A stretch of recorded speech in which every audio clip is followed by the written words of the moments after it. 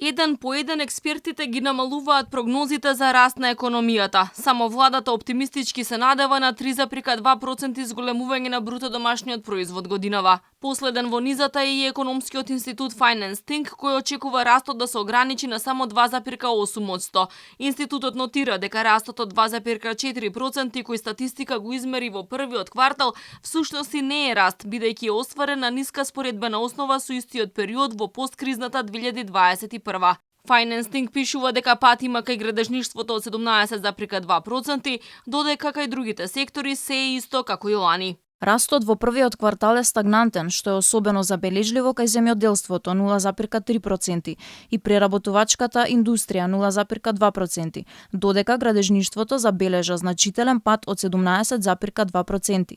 Растот на извозот и увозот забрза на 11,1% и 24,4%, соодветно што е одраз на олабавувањето на тесните грла во глобалните синџири на снабдување од почеток на годината, а пред руската инвазија врз Украина. Finance Think ја ревидираше нагоре и проекцијата за инфлација до крајот на годината на 9,7%.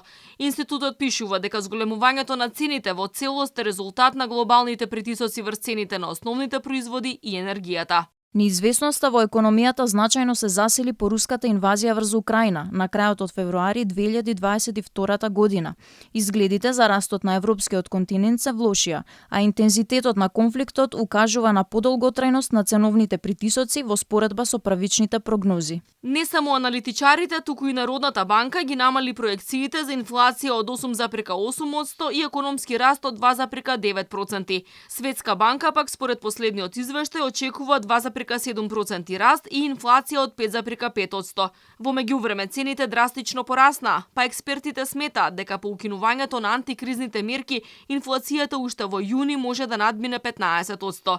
На светско ниво, аналитичарите се повеќе алармираат дека глобалната економија ќе заглави во стагфлација, односно пат на производството при високи стапки на инфлација.